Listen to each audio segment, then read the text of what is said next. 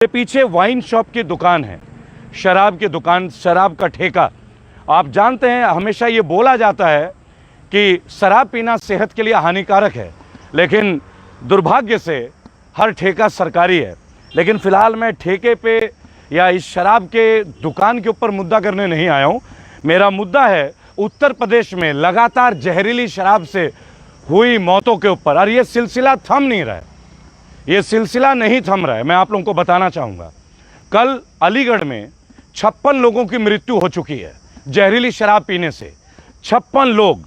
इससे पहले प्रयागराज में 9 लोगों की मौत हुई है, उससे पहले प्रतापगढ़, उससे पहले आपका चित्रकूट, और ये निरंतर चल ही रहा है। लेकिन कल जो मृत्यु हुई है 56 लोगों की, ये अपने आप में एक अराजकता जगाती है, कष्ट जगाता है।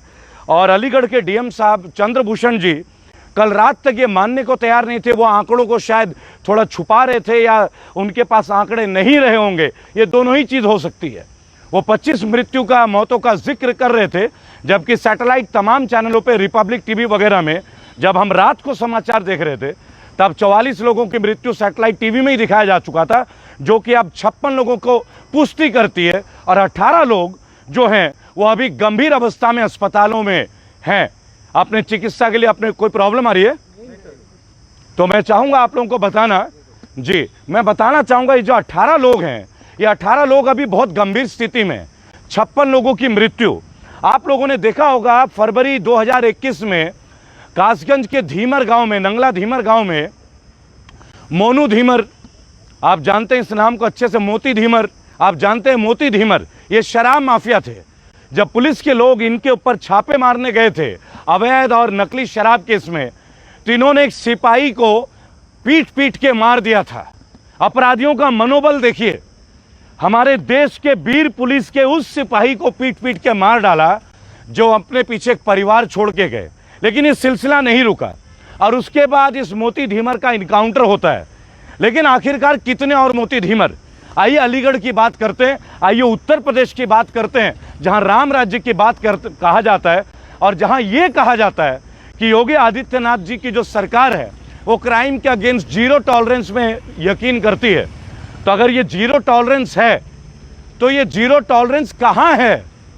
कैसे हो रहा है कि केवल 2021 में ही, जहां कोरोना काल है, और लगातार मृत्यु हो रही है, लगातार मृत्यु हो रही है? आखिर क्यों?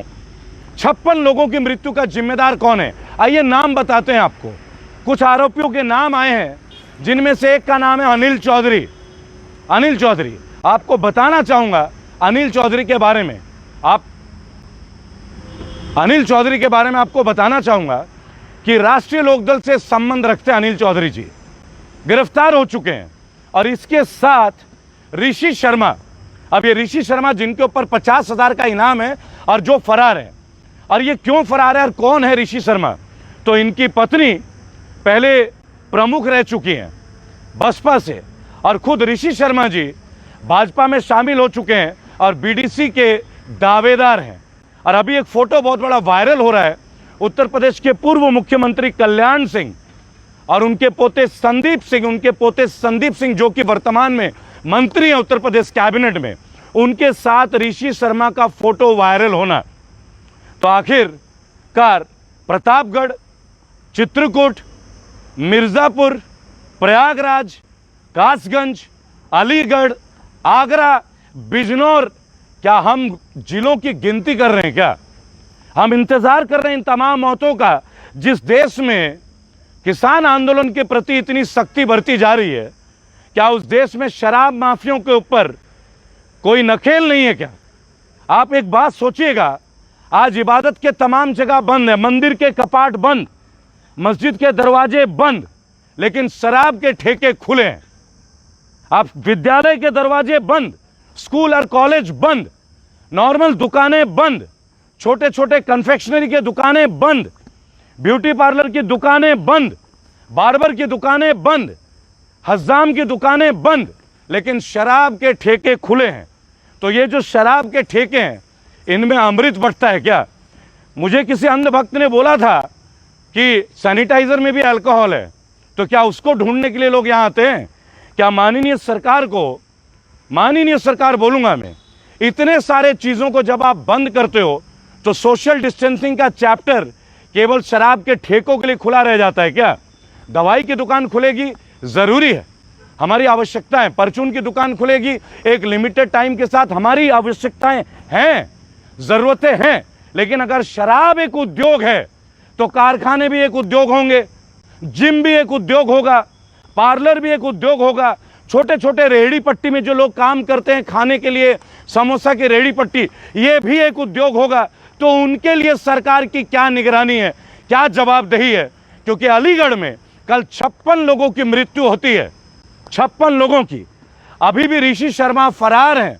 वो ऋषि शर्मा जो भाजपा में शामिल होते हैं, बीडीसी के प्रमुख दावेदार हैं जवां से, अलीगढ़ क्षेत्र से, और जो संदीप सिंह जो कि मंत्री हैं उत्तर प्रदेश कैबिनेट में, पूर्व मुख्यमंत्री कल्याण सिंह के पोते हैं, उनके साथ उनका फोटो वायरल होना, अनिल चौधरी जो जेल में है उनका रालोद से संबंध होना।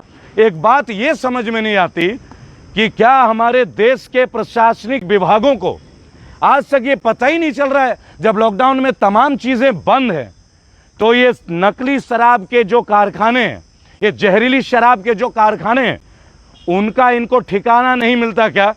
क्या इंटेलिजेंस, क्या जो तमाम हमारे सरकारी महकमे हैं, इनको इनकी जानकारी नहीं मिलती? आखिर मोती धीमर जैसे कितने और क्रिमिनल का इंतजार कर रहे हैं हम लोग, कितने और क्रिमिनल्स का?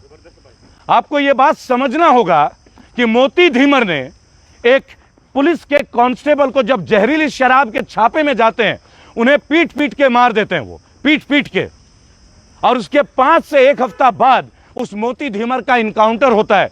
इतने लोगों की मृत्यु हो जाने के पश्चात क्या हमारी आंखें तब खुलेंगी? उन परिवारों का क्या जिन्होंने अपने प्रियजनों को खो दिया? शराब एक लत है, एक बीमारी है। Alcohol, consumer alcohol is injurious to health, ये मैं नहीं कहता, ये सरकार कहती है।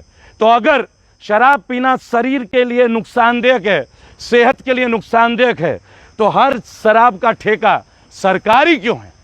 क्या सरकार को केवल इसी से रेवेन्यू मिलता है क्या? क्या सरकार को व्यायामशाला से, जिम से कोई रेवेन्यू नहीं मिलता? क्या जिम के लोग टैक्स नहीं देते? क्या ब्यूटी पार्लर के लोग टैक्स नहीं देते? क्या छोटे मोटे दुकान वाले गवर्नमेंट को टैक्स नहीं देते? क्या टेलर की दुकानें टैक्स नहीं देते? आपने तमाम दुकानें बंद कर दी, आपने कॉलेज बंद कर दिए, आपने स्कूल बंद कर दिए, आपने जिम बंद कर दिए, लोगों के पेट में लात लगा दी, लेकिन शराब के ठेके खुले हुए हैं। तो क्या रेवेन्यू शेयरिंग, क्या सरकार को जो आय करने का तरीका है वो बीड़ी, सिगरेट, पान, गुटखा और शराब से ही है क्या? आप सोचिए कि देश की दिशा कहां पे है और इन नेताओं की दशा क्या है, इनकी मानसिक दशाएं क्या है। अब कुछ लोग कहेंगे कि हम इसमें क्यों विरोध कर रहे हैं, शराब उद्योग में भी तो मजदूर हैं। तो मुझे एक बात आपसे कहना है कि इसी तरह कारखानों में भी लोग जुड़े हैं। छोटे छोटे जो दुकान पट्टी वाले, रेहड़ी पट्टी वाले लोग हैं, इनकी जीविका रोक दी गई है। आज सब्जी वाले घबरा के भाग जाते हैं कि पुलिस की लाठी उन पे ना पड़े।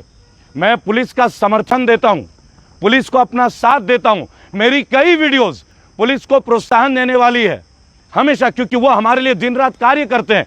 लेकिन सरकार का ये रवैया और डिपार्टमेंट का इतना बड़ा फेलियर कि केवल लॉकडाउन में उत्तर प्रदेश में जहां योगी जी का कठोर शासन चल रहा है, वहां लगातार शराब माफिया एक के बाद एक घटना को अंजाम दे रहे हैं। हमारे निर्दोष लोग, हमारे बेकसूर गरीब जनता जो इस तरह के अंग्रेजी शराब के दुकान में महंगी दारू नहीं खरीद सकते, वो जाते हैं इस शराब के चंगुल में फंसने। तो अगर आपको समस्या का अंत करना है तो आपको जड़ से इसका अंत करना है। मैं कोई ठेके, सरकारी ठेके के खिलाफ नहीं हूं, मैं कोई शराब के बेचने के खिलाफ नहीं हूं, लेकिन मेरा प्रश्न है, अगर आपको इससे टैक्स मिलता है, अगर आपको इससे आर्थिक सहायता मिलती है, तो तमाम वो उद्योग, मैं दोबारा गिना देता हूं, परचून की दुकानें आपने, फिर से टेक्निकल इशू आ रहा है लाइव में। देखिए हमारे लगातार लाइव जो है लगातार रोके जा रहे हैं। कल भी रोका गया, परसों भी रोका गया, अभी चल रहा है। हम जब भी लाइव हो रहे हैं हमारी लाइव को रोका जा रहा है, क्योंकि लगातार सरकार की खामियों नहीं, सरकार की कमजोरियां बताना हमारा नैतिक जिम्मेदार है, हमारी जिम्मेदारी है ये लाना, ताकि सही मायनों में इंसाफ हो। इस वीडियो का केवल एक तात्पर्य है आप सभी से कि नकली शराब माफियों को जेल में होना चाहिए, पहली बात, और उन तमाम लोगों को जो इस तरह के शराब का सेवन करते हैं, सचेत हो जाइए, आपके पीछे आपका परिवार है। केवल आपके 2 मिनट का सुख नहीं, आधे घंटे का सुख नहीं, आपके पीछे बीवी, बच्चे, माँ बाप सभी दुखी होते हैं। अपना नहीं तो उनके दुख के बारे में सोचिए। और उत्तर प्रदेश शासन से मेरा विनम्र निवेदन होगा, केवल कागजों में कठोर कार्रवाई मत दिखाइए, ऐसे क्रिमिनल्स का इनकाउंटर कीजिए। ये असली क्रिमिनल है जो हजारों परिवार को नष्ट करने के लिए जिम्मेदार है। जय हिंद, जय भारत। अगर आप चाहते हैं गरीब हर वंचित इंसान की आवाज आप तक पहुंचे तो हमारे चैनल को सब्सक्राइब करें और बेल आइकन का बटन दबाना ना भूलें। देखते रहिए बहुजन हलचल न्यूज।